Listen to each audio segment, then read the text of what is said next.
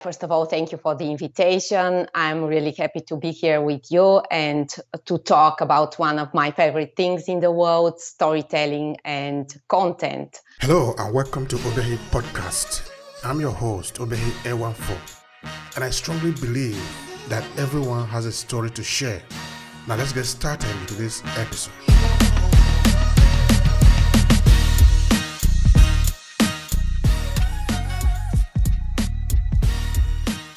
So my name is Petya and I come from Bulgaria, where I lived most of the time, but also did some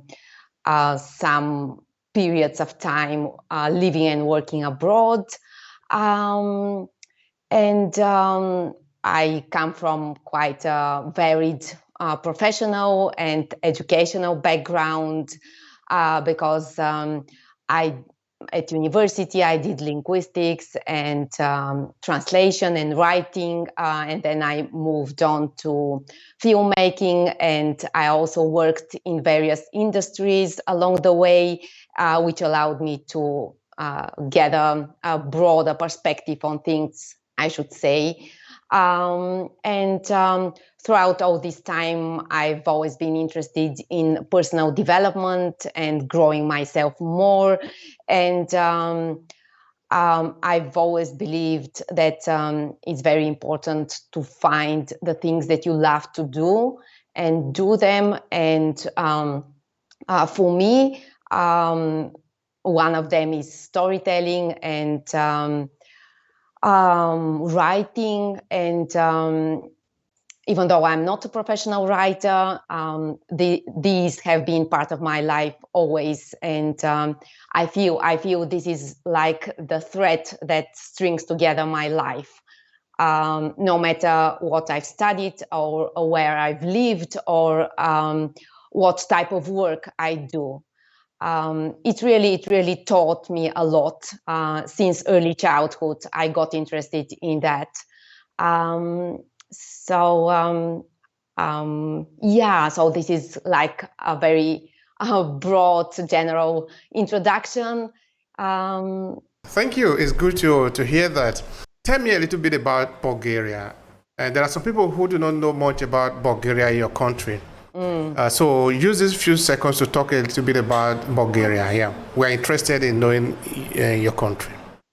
Thank you. So Bulgaria is a comparatively small country in territory and population situated in the southeast of Europe on the Balkan Peninsula. It's right next to Greece, Turkey, and Romania, and also several other countries. We also have a border to the sea, and the landscapes in the country are quite beautiful. We've got mountains and plains and seaside. So the natural landscape is quite beautiful. But also socially, I would say that it's a country with quite a long history and a varied history, and it was founded many centuries ago, like 13 centuries ago, and it's one of the few countries that has kept its original name, and it hasn't changed its name throughout its history. Of course, its territory changed along the I should say its heritage is very much European, but it's most closely related to Slavic cultures and languages. Let me see. And culturally as well, over the centuries, the country has given birth to many creative personalities and historical personalities that have contributed not only to the country, but I should say to European history as well. And generally speaking, Bulgarian people are considered tolerant and open-minded and quite welcoming and hardworking as well. And even though it's comparatively small population, I would say that there are quite a number of people who immigrated abroad to other European countries, to the US as well. So there's quite a Bulgarian representation throughout the world as well. That's good. That's good. That's interesting. The whole of the world is ours, so we can go to anywhere that we feel that we are supposed to live. I think that is about the basis of immigration. All of us, we are coming from somewhere. That is very interesting. You were saying just now that it's a country that was founded in the 13th century, right? It was like 13 centuries ago, so it was founded in the 7th century. In the 7th century. Okay. Yeah, I get it. That's cool. That's cool. That's interesting. That is also what is beauty about storytelling about history. In that if we begin to trace it now, we see maybe where the people are coming from before they even get there. Then of course we begin to trace the line. Then we see now that all of us we're actually together. We are coming from the same place. But some go this way, some go the other way. What it basically means is that humanity, all of us, we are the same. We are responding to the same call, and that is actually the beauty of us at the end of the day. All right, that is also the beauty of storytelling. Yeah, please go. You wanted to say something there. Yeah. While we were speaking, I was reminded. I was thinking about that, exactly what you were saying, that even though we come from different historical and cultural backgrounds and maybe different races as well, there's a lot of common, like basic core humanity. And because I've studied a little bit of mythology and fairy tales, you can see that there are so many fairy tales and mythologies. Like each country, each culture has its own, but they have a lot in common. So much in common, talking about human nature and the challenges inherent in the human condition, as they call it.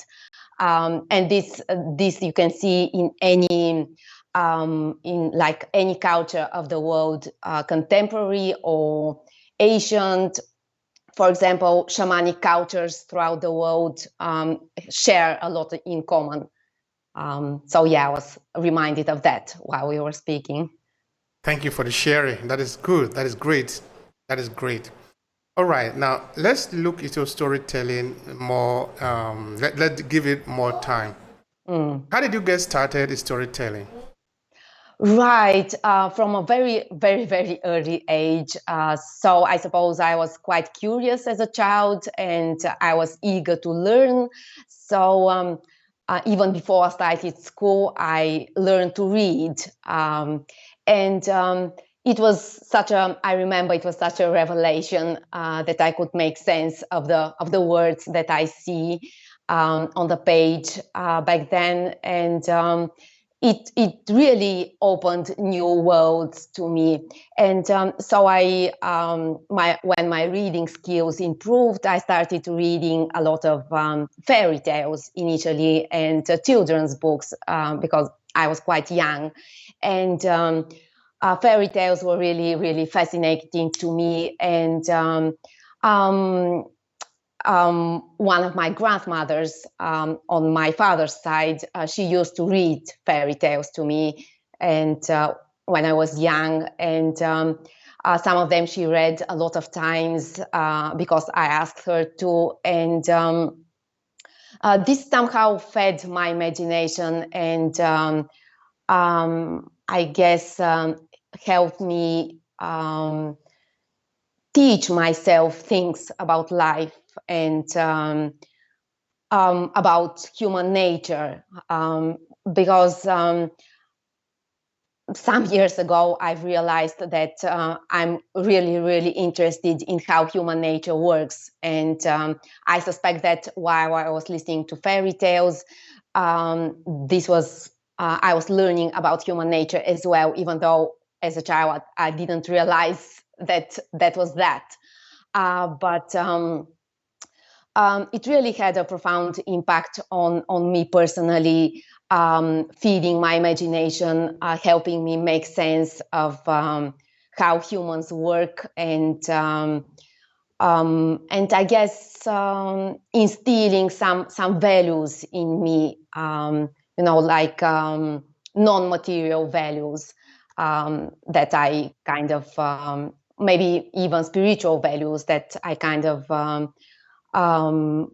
borrowed from the fairy tales, and then when I learned to write as well, I started writing things for myself. And I also, at school, when I started school, I enjoyed writing compositions, and be it creative or later on more academic compositions. It's somehow this process of reading, digesting, and then writing helped me again make sense of how I work as a person as well, and also I guess provided me some freedom in terms of my expression, because a lot of times when I was young, I felt misunderstood or not in the right place at the right time. And I kind of find meaning I could make sense of my experiences through my reading and writing, like helping me process that, you can say.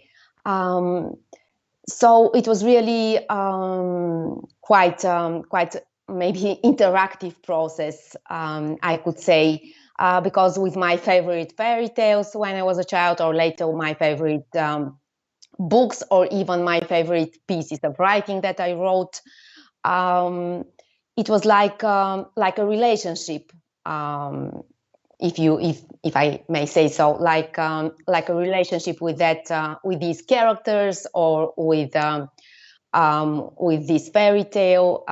It was very alive process, I could say,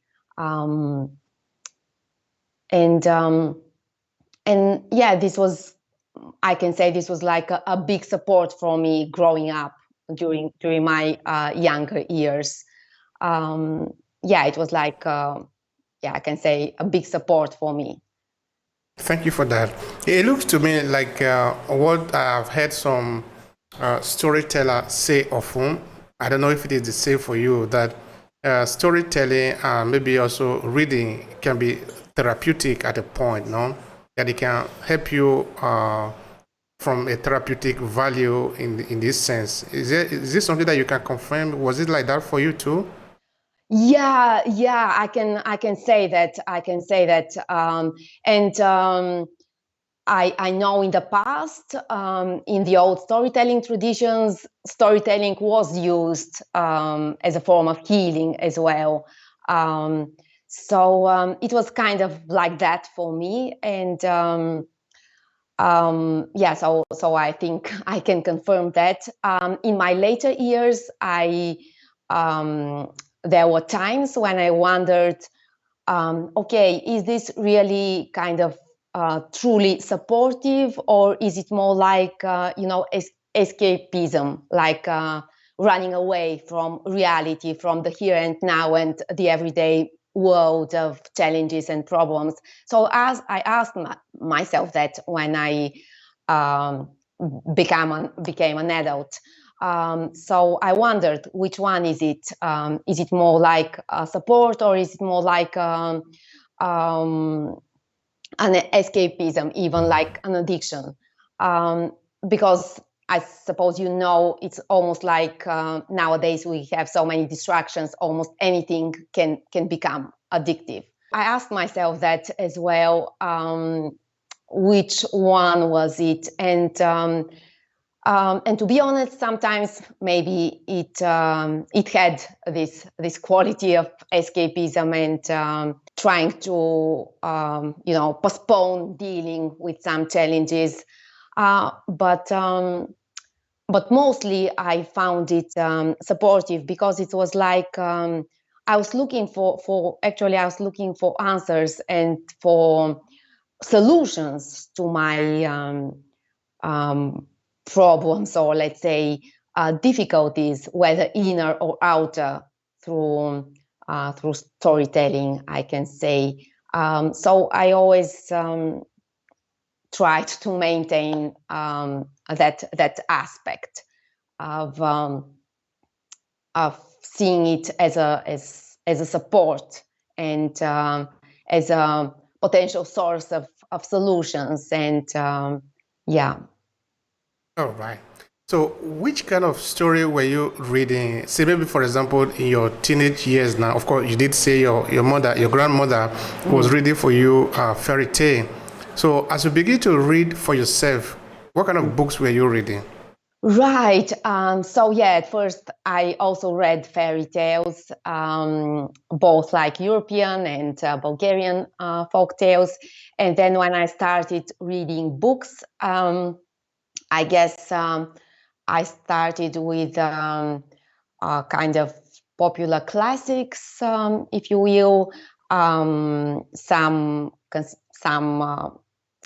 authors that are considered classical in my country, but also internationally, maybe not internationally, but more like more like English-speaking classics, like, for example, Charles Dickens, or maybe some Shakespeare plays, or maybe in my teenage years, I have to say, I read a lot of Jane Austen's books because they dealt with relationships, and at that time I was curious about that. So I read that, and also the kind of Western adventure books, the kind of I remember authors like Karl May or Mind Read. So quite, you can say, quite eclectic selection of readings. And I just enjoyed as well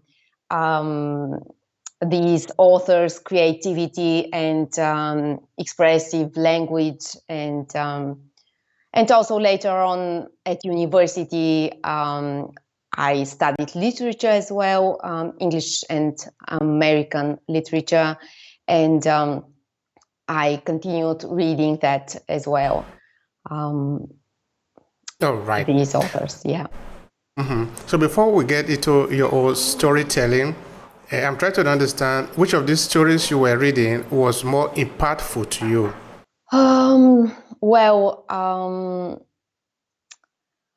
I have to say, I'm still very impressionable. But when I was young and growing up, I was extremely impressionable, and things really made impact on me. So almost everything that I read made an impact on me, and it was like, for a short while I was reading it, I was kind of reliving it as well, experiencing it as a reality.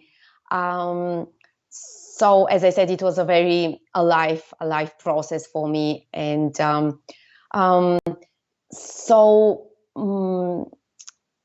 everything I read made an impact on me, and to this day, there are very, very few books or readings that I started and didn't finish. It was like maybe 2 or 3. Everything else I started and finished. In fact, that was something I was forgetting on, which is the oral narration, because this is also one of the most powerful style of human narration. Because before we could write, we were already speaking. So tell me about oral narration in Bulgaria. I mean, You can talk about the entire country, or you can talk about a certain section of it, maybe in your area where you grew up. Tell me about oral narration there. Yeah, as you say, it's like something very basic, and I've also learned that it's like really a basic human need to retell our stories and experiences, and it definitely felt that for me as well. And in terms of the of oral narrative traditions, they definitely exist in my country. And while I was growing up, there were these kind of gatherings of older grandmothers, and they telling stories to the younger children as well. So that happened when I was young, and I enjoy that because it was also like a chance to kind of have interaction with these people as well. And I felt it was a kind of a way of passing wisdom, maybe, even if I didn't understand it all at the time. I think nowadays it's much less. There's much less of that with all the modern technologies. I think this happens less and less, and that oral tradition. But yeah, I personally experienced that, and I think it's still very valuable as a form of passing wisdom on, but also of relating to your immediate family or extended family or community in a different way, in a way that's maybe purely non-rational, purely emotional, or yeah. All right, thank you so much for that. That is also very interesting. You see, because we are talking of oral narration, and narration is very powerful, I want you to tell me a bit of the story that you were told, not in written form now, but just in the oral narration. Of course, this help people, because I've never been to Bulgaria, but I'm interested in Bulgaria, and I'm able to see Bulgaria now through your eyes. So what you tell me of Bulgaria is what I'm going to have as a basis to sort of understand what is Bulgaria.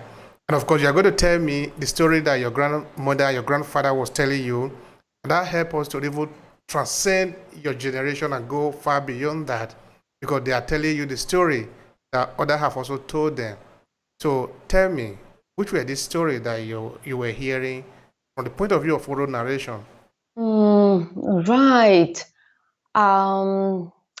Right. I guess what lies at the basis of the oral tradition here, from my observations, is a very, very lively and very strong connection to your through your roots, meaning not just family roots, but roots to the place you live, to your birthplace, to your immediate environment, to the earth itself, because there's quite, I think, long-standing agricultural tradition, and people being really, their livelihoods being really rooted in working the land, right? So storytelling is very much related to that, to the cycles of nature, to living in harmony with these natural cycles, with the seasons, with the spirit of the earth, if I can phrase that, and with the spirit of the trees, of living nature. I think this is like the common denominator in the oral tradition, like connection and respect to the roots in the earth and to the land itself. That is like this metaphor for the earth as the mother, the all-providing mother. So I think that's the common denominator in the oral tradition here.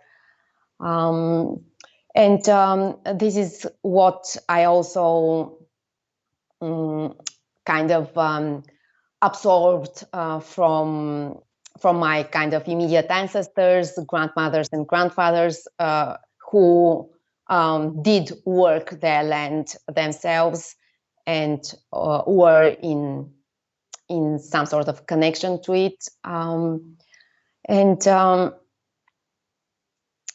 I think that the oral tradition somehow keeps that relationship to the land and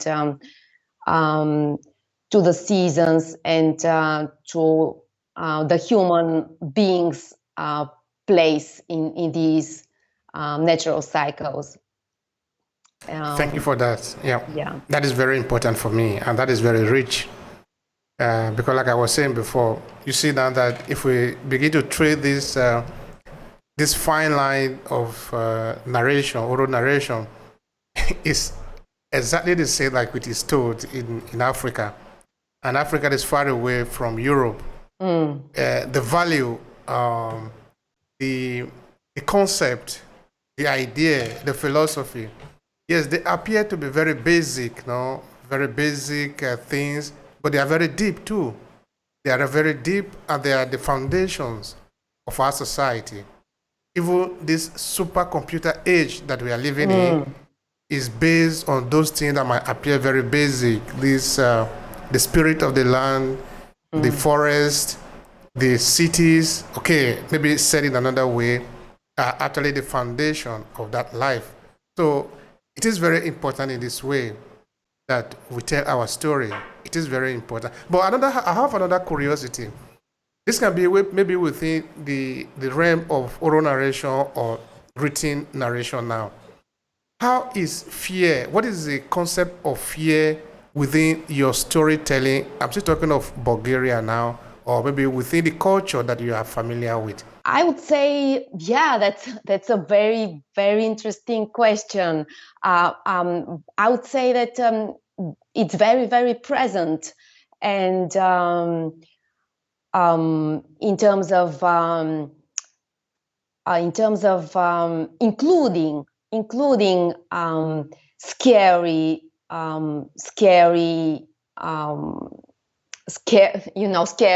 times and scary moments in stories, not like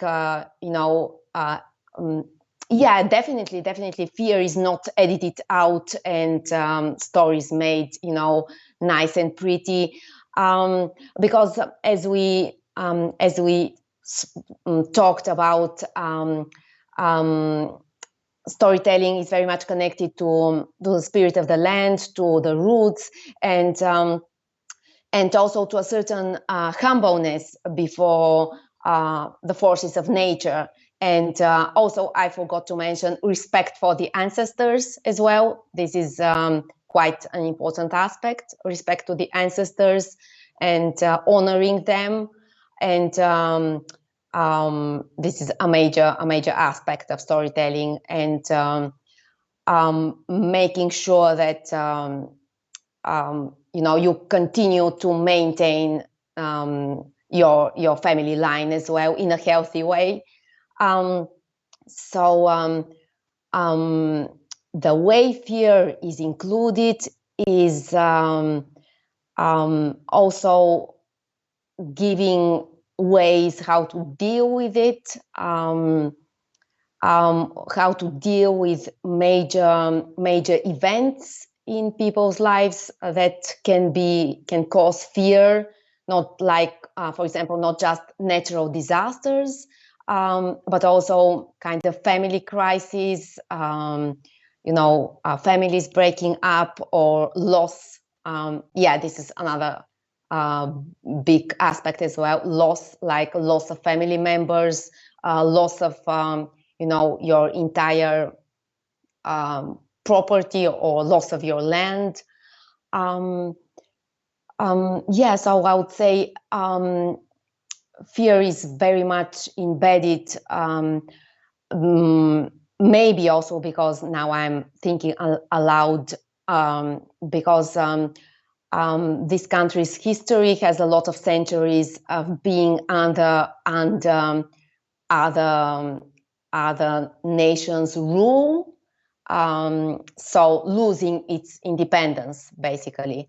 And these times were times of, oppression and terror as well at times. So people had to learn how to survive, foreign occupation or wars, and this also was, I think, became embedded in storytelling, the way to be resilient, to survive, no matter what. So I think, resilience got embedded as well, and not just in storytelling, but also in kinds of seasonal rituals, or kind of gatherings and feasts, this sort of thing as well. Did that answer your question? Or yeah, you did. I'm just trying to understand. Whatever you say for me is relevant, no, because I'm not there. Even if I were there, the way that you process the information, the way that you understand it, is not the way I'm going to understand it. So I appreciate your point of view. All right. Now, in your storytelling, how do you describe your kind of story? What kind of story do you tell? Because you are a storyteller, correct? So tell me, help me with that. Yeah, I think of myself that way. And it took quite a while to realize that for myself, because maybe I was doing it, but I wasn't really conscious of it. So one big moment of revelation and self-awareness about that was when I started studying filmmaking and working on screenplays and on developing characters and storylines. And then I had this kind of light bulb moment, like a switch was switched on in me, that I realized that this is it. This is the way I perceive life and reality, like a story with characters, or like a movie, with all the scenes and characters and backgrounds and dynamics between them. This was how I was perceiving life, and how I was telling myself about life, if that makes sense. So I realized that this was my perception of reality, and this was the way I was processing reality, like making sense of reality to myself, from myself to myself. And later on, I got also feedback from people that this is the way I speak as well, in a storytelling kind of way, like I'm really relating a story, no matter if I'm explaining an idea or just retelling where I've been and what I've done the day before. Later on, I gathered such feedback as well, and feedback that people like to talk to me and listen to the way I phrase things and the way I relate things. So this is part of the process that I went through with my storytelling. and yeah, over time I noticed this kind of thread, this kind of thing that put things together in a story. Because at university I studied language as well, so I learned theoretically as well how language works, and it really made a lot of sense to me.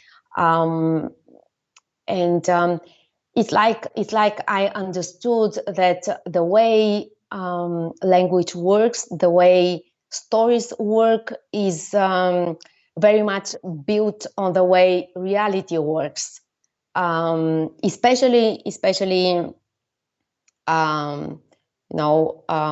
the reality of human nature, like inner reality, because very often we say, okay, this happens only in movies, it doesn't happen in real life, and or this they lived happily ever after is like, this is only the ending in fairy tales, not in real life. We often say that, and I struggled with that myself for a long time, and wondering, why is that so? And then I found out that because when you say that this happens only in stories, the implication is that it's not real, it's not really serious, it's not grounded in reality. But I found out that in most cases it is grounded in reality, but not in the everyday reality that we think is reality. It's more like grounded in the inner reality that each person experiences in the inside, in through our own thinking or feeling or processing. It's like more true of the inner reality, and also of what you've said earlier about even though we live in such a high-tech age and the age of information and all that, still human existence is very much rooted and based in very, very basic principles and processes, which we weren't able to deny even through all technology. And I think I digressed a bit, but it's okay. It's okay. Perfectly fine. All right. So, in what format do you like to tell your story? Is it maybe like a live storytelling? Do you prefer to write books? Do you prefer to make it in audio?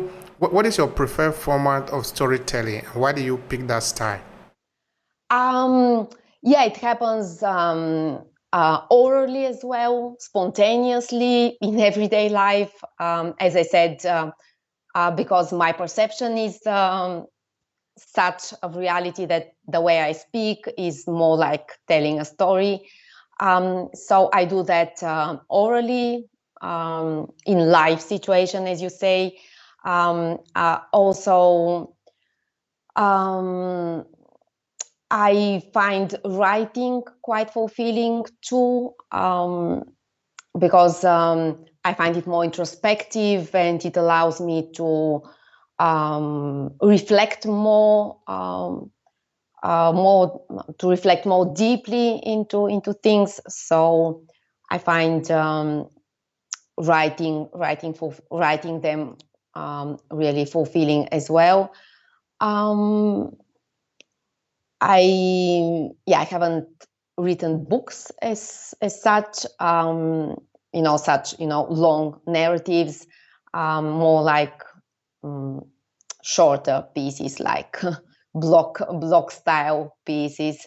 But in terms of reading and listening, I do enjoy longer pieces, and I've read a lot of novels, especially in my earlier years, because long narration, I really find that it allows you to go really, really deep into the characters and into the subject matter.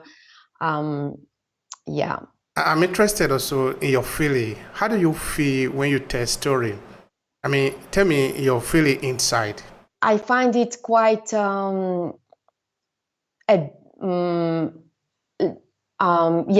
me start from the beginning. So I find it quite fulfilling as a whole, and initially I may be a little bit nervous, especially if the circumstances are unfamiliar, but I find it fulfilling, and I find I get a sense of flow, of things flowing together naturally or harmoniously, and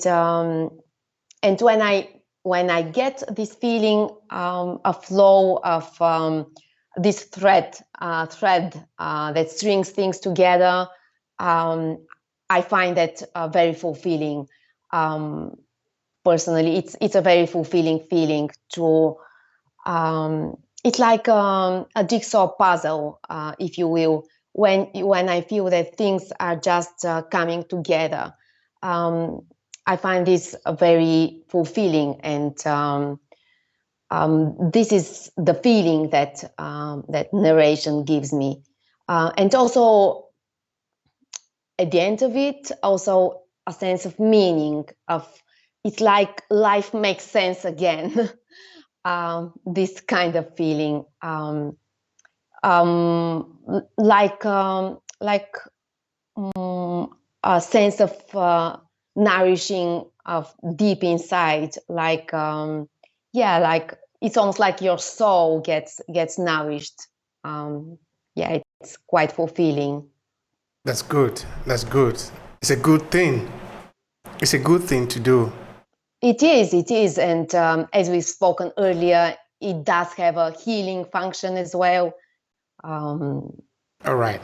So if you were to maybe describe to somebody the role of storytelling, maybe in our society today, you see, everybody is very busy today, you know? Yeah. Sometimes busy for nothing, you know? Yeah. We just think that we need to do a million things in the day. Yeah. So in a society like we have today, how would you describe the role of storytelling? You're right. Yeah. As you said, we live very busy lives, and we've got a million things to do every day, and a lot of anxieties as well. And I still, but even because of that, I think that the role of storytelling is even more important and more relevant, because I think it plays a balancing role. It's maybe a bit harder to explain. I feel that, in ancient times, people had shamans to help the community with their difficulties, whether internal or external, with illnesses and so on. So if I may make this analogy, I feel that the role of storytelling is similar to that, to providing some sort of comfort. I mean, true comfort and healing of your like inner life, because we get so caught up in external things that we can't slow down and hear our own internal voice, our own self almost. And of course, storytelling is very much used for entertainment only, from my observation. But even so, I don't think. I think it's still people are still drawn to it because it meets that unspoken, or maybe nowadays more unconscious need to get this sense of inner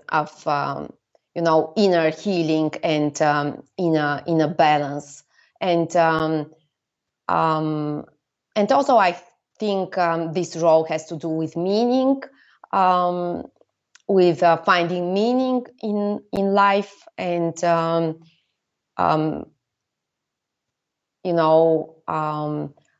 because part of being happy is to have found meaning in your life. So I think that storytelling contributes to finding meaning as well, because it allows you to go a bit deeper and to think about those basic things that you mentioned, that societies, that human condition still rests on, and we tend to forget in everyday life. All basic aspects of human existence, whether it's relationships and family and, or personal calling, or finding security, some sense of security in life. I think that answers can be found through storytelling. And last but not least, creating a sense of connection as well. Like true connection in the face of so much dissociation and disconnect, again, because of the kind of lifestyle that most people live. Just because storytelling tells about such, basic human experiences, everyone can relate to that and share about that. So I think it contributes to true relating as well. Thank you for that. Maybe that is all. That is what we all need, no? The relation, the connection. Come to think of it, that is what happens when we listen to story. Because by listening to story, we are connecting. Exactly. If we don't tell story anymore, if we just cut out our connection, there's going to be a lot of problem, because we are going to be disoriented. Yeah, please say something there. Yeah, I was just agreeing with you, because it's not a theory. It's been proven through research that human beings have two basic needs. One of them is for connection. The other one is for authenticity. And this has been researched. And if these needs are consistently, suppressed, denied, violated, this kind of creates disbalance, and even illness, or some sort of maybe not physical, but emotional or psychological trauma. So keeping that in mind, whatever supports true connection, I believe is really, really needed in the world, and it brings people together. But I think we can discern two types of connection here, because I think storytelling, on the one hand, brings people together, through sharing of stories, but also it brings yourself in more closely related to yourself as well. At least I certainly experienced that, but also because even when I'm storytelling, I am storytelling spontaneously, like I said, in everyday life. This is it's not just, it's not like I'm not purely doing it for other people to entertain them or something like that. While I'm doing it, I'm also re-experiencing and reprocessing whatever I'm talking about. So it also helps me get to know some aspects of myself or of the topic or of life in general. So that's why I think that storytelling contributes to both these types of connection to yourself and to other people as well. Now, if you were to say maybe there is a message in your story that cut across your storytelling, what would be that kind of message? I think it's still in progress, and it develops in parallel to my own development as well. But yeah, in terms of message, I think it has to do with achieving, with working towards some sort of balance in whether we are talking about balance within oneself, being at peace with oneself, or balance within the family or relationships, or within the working environment and our immediate surroundings and community. I think, and I think this is like at the basis of it. This has been at the basis of it so far. And it has to do with that sense of flow that I was talking about earlier, where when I get that feeling, I know it kind of things fit together and the story works.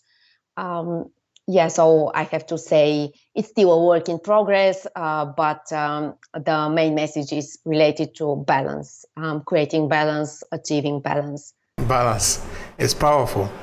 All right, there is another term that you use a number of times here in the conversation, which is human nature. I want you to tell me more about that, the connection between human nature and storytelling.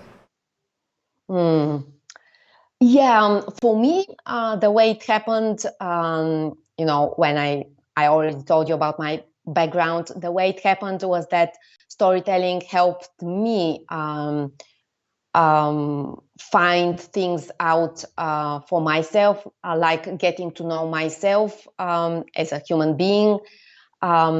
So I guess I always had this interest, how human nature works, how it works, what makes people do this or that, what makes me do this or that, what's the driving force, what's the cause of it.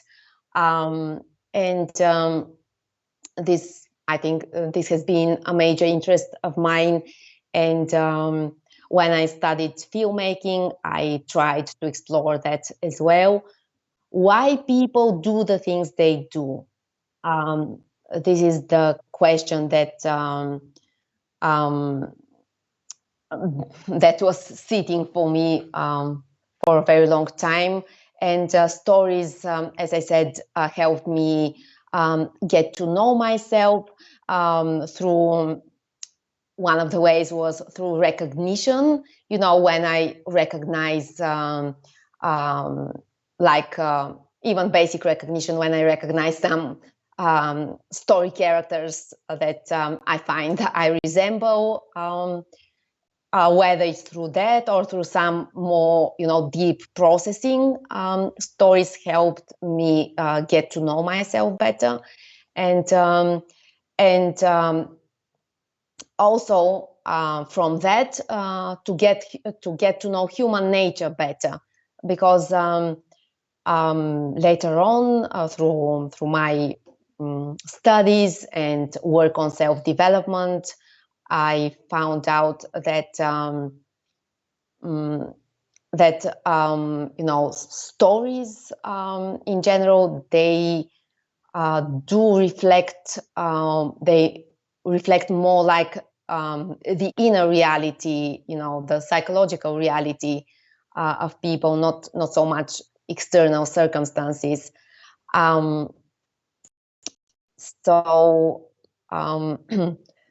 So this is how I related storytelling and human nature.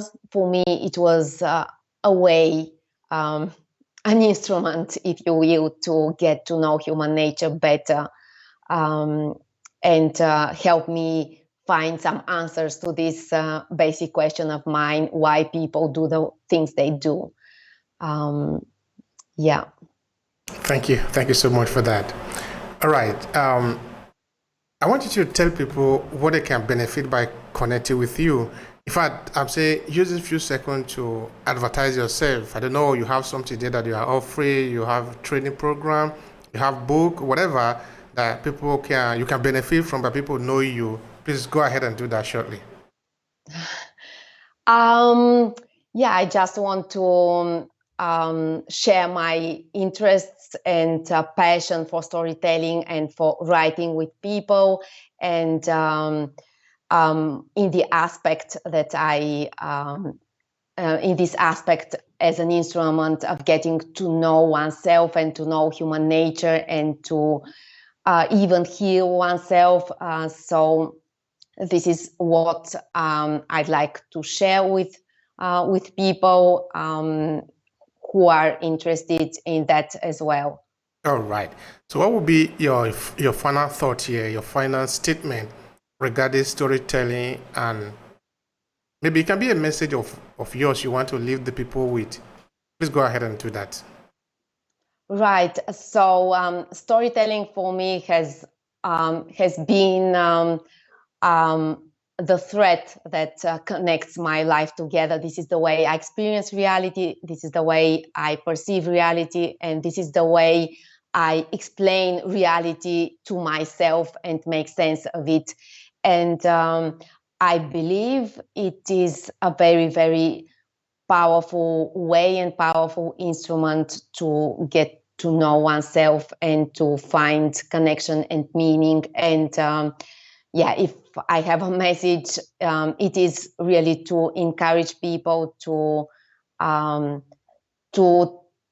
look into storytelling more and to look for that content that inspires them and that speaks to them. All right. Thank you so much for that. It is highly appreciated. I appreciate it, and also the sharing.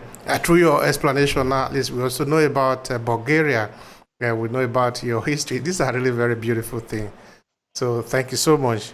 Thank you. It's been great talking to you. I really enjoy your space and the work that you do in terms of supporting content creation. I think it's very valuable. Thank you. Thank you so much. I appreciate that. If you enjoyed this podcast, make sure you subscribe so you never miss any of our future episodes. Rate and review Obehi Podcast and share with your friends who might need it. I remain Obehi Ewanfo. Thank you so much for listening, and talk to you in the next episode.